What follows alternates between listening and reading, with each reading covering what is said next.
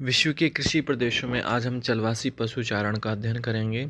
चलवासी पशुचारण एक प्रकार की विस्तृत निर्वाह कृषि है जिसमें प्राकृतिक चरागाहों में पालतू पशुओं को चराया जाता है।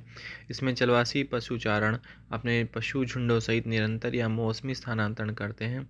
ये कृषि शुष्क जलवायु से समायोजित है जहाँ सघन निर्वाह कृषि कठिन या असंभव होता है। अटलांटिक के तटों से सारा मरुस्थल तथा मंगोलिया के स्टेपीज तक विस्तृत महान शुष्क पेटी में विगत 3000 वर्षों से मरुद्यान कृषक तथा चलवासी पशुचारक निवास करते हैं। प्रारंभ में समझा जाता है कि चलवासी पशुचारक कृषि के विकास की वह अवस्था है जो आखेट तथा संग्रह तथा स्थानबद्ध कृषि के बीच की है। आखेटक या संग्रहकर्ता लोग भोजन की तलाश में इन स्थानों पर बस गए। इन्होंने पशुओं का पालतूकरण किया। संप्रति चलवासी पशुचारण को स्थानबद्ध कृषि की एक शाखा माना जाता है। विगत वर्षों में उन्नत कृषि तकनीकों तथा सिंचाई का विकास तथा विश्व के अनेक भागों में स्थायी पशुपालन के विकसित हो जाने से स्थानबद्ध कृषकों ने सीमांत क्षेत्रों की ओर प्रसार किया जिससे चलवासी पशुचारण का महत्व बहुत घट गया है।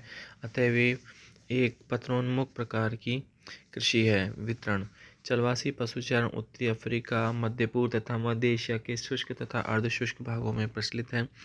अफ्रीका में पश्चिमी अफ्रीकी सवाना प्रदेशों के फुलानी, पूर्वी अफ्रीका के मसाई, इथोपिया तथा सूडान के न्यूबा, बोत्सवाना के बांटू तथा होटेटांट, सहारा के तुआरेग तथा सऊदी अरब के बद्दू प्रमुख चलवासी पशुचारक वर्ग हैं। मध्य एशिया में कैस्पियन सागर से लेकर मंगोलिया तथा उत्तरी चीन तक खिरगिज, कजाक तथा कालमुक प्रमुख चलवासी पशुचारक थे। साइबेरिया की टुंड्रा में याकूत, सैम्योर्स, कोरियाक तथा स्कैंडिनेविया के लैप्स भी चलवासी पशुचारक रहे हैं, किंतु इन्होंने अब स्थायी जीवन अपना लिया है। विशेषता चलवासी पशुचारण एक प्राचीन आर्थिक क्रिया है जिसे पशुपालन का मूल रूप कहा जा सकता है। यह शुष्क प्रदेशों के दोहन का एक निर्वाहक रूप है जिसमें भूमि का विस्तृत उपयोग किया जाता है। एक पशु के भोजन के लिए कई हेक्टेयर भूमि आवश्यक होती है। यह पशुपालन का ऐसा स्वरूप है जिसमें पशु झुंड प्राकृतिक वनस्पति पर चढ़ते हैं। चौथा, चलवासी पशुचारक अपने जीवन के लिए प्रधानतः पशुओं पर निर्भर करते हैं।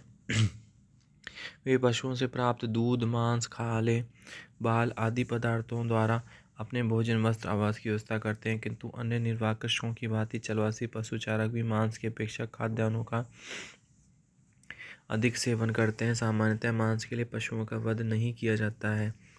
स्थानीय भौतिक तथा सांस्कृतिक दशाओं के अनुरूप ही चलवासी लोग पशुओं का प्रकार तथा संख्या का चयन करते हैं। प्रत्येक वर्ग प्रदेश में सर्वाधिक अनुकूल पशु का चुनाव करता है।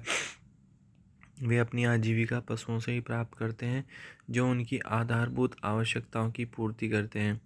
उत्तरी अफ्रीका तथा मध्य पूर्व में ऊँट सबसे उपयुक्त पशु है। घोड़े, भेड़, बकरियां अन्य उपयोगी पशु हैं। ऊँट शुष्क जलवायु में सर्वाधिक समायोजित पशु है। यह जल के बिना कई दिनों तक रह सकता है। इससे दूध तथा ऊन प्राप्त किया जाता है तथा भार वहन के लिए भी प्रयोग किया जाता है। बकरियां मजबूत तथा गतिशील पशु हैं जो कठोरतम जलवायु में रह सकती हैं। ये किसी प्रकार की वनस्पति पर निर्वाह कर सकती हैं। टर्की के अनातोलिया पठार की अंगोरा बकरी उत्तम ऊन प्रदान करती हैं। भेड़ें मजबूत पशु हैं जो थोड़े से चारे तथा जल पर निर्वाह करती हैं। एशियाई मरुस्थलों में भेड़ तथा बकरियां अधिक पाई जाती हैं। बेहतर चारे तथा जलवायु क्षेत्रों में मवेशी भी पाले जाते हैं। अफ्रीका के उष्णकटिबंधीय क्षेत्रों में मवेशी अधिक संख्या में मिलते हैं। मध्य एशिया के स्टेपी प्रदेशों में घोड़े प्रमुखतः पाले जाते हैं। ये भारवाहक पशुओं के रूप में याक महत्वपूर्ण पशु है। यह एक महत्वपूर्ण पर्वतीय पशु है जो मांस, दूध तथा खाल के अतिरिक्त भार वहन के लिए भी उत्तम है। लामा, अल्पाका तथा विकुना ऊँट प्रजाति के पशु हैं जो दक्षिण अफ्रीका में एंडीज पर्वतीय क्षेत्रों में पाले जाते हैं। इनमें उत्तम ऊन प्राप्त होता है तथा ये भारवाहन में भी प्रयुक्त होते हैं। स्कैंडिनेविया तथा साइबेरिया के आर्कटिक तथा उप आर्कटिक प्रदेशों में रेंडियर सबसे महत्वपूर्ण पशु हैं। इससे मांस, दूध, खालें प्राप्त होते हैं तथा इसे भारवाहन में भी प्रयोग किया जाता है। प्रत्येक परिवार के पोषण के लिए पशुओं की संख्या विशिष्ट वर्ग तथा पशु पर निर्भर होती है। प्रायः एक चलवासी परिवार के लिए 25 से 60 भेड़ें तथा बकरियां तथा 10-15 ऊँट आवश्यक होता है। अतिशय काल या अतिशय शीत कभी कभी पशु झुंडों को बहुत क्षति पहुंचाती है। चलवासी पशु चारक अपने पशुओं की नस्ल सुधारने तथा पशु रोगों की रोकथाम करने का कोई प्रयास नहीं करते हैं। संभवतः इसलिए वे किसी एक पशु की अपेक्षा मिश्रित पशु झुंड रखते हैं। वे मजबूत किस्म को पशु नस्लों पर अधिक जोर देते हैं जो शीत को सहन कर सके। चलवासी पशुचारक निरंतर या रुक रुक कर स्थानांतरण करते हैं, किंतु वे अनियमित रूप से नहीं भटकते हैं, बल्कि उनमें क्षेत्रीयता की तीव्र भावना होती है। प्रत्येक वर्ग का एक निश्चित क्षेत्र होता है। वे केवल आपातकाल या युद्ध काल में ही दूसरे वर्ग पर आक्रमण करते हैं।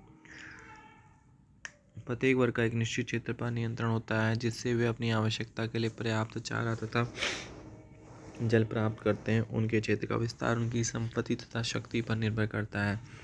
चलवासी पशुचारक प्राय 5 या 6 परिवार की इकाइयों में बटे रहते हैं।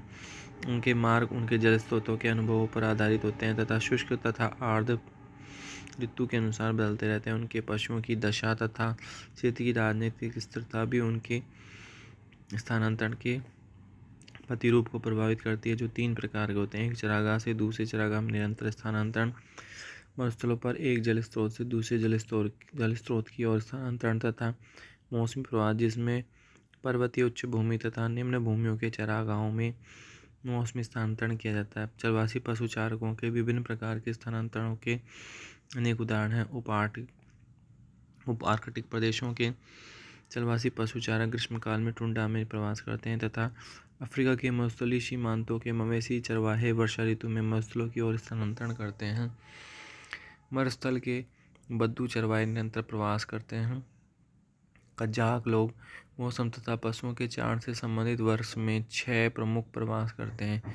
चलवासी पशुचारकों का जीवन पूर्णतः उनके पशुओं पर निर्भर होता है, जो उन्हें भोजन, वस्त्र, परिवहन तथा आवास की सुविधाएं प्रदान करते हैं।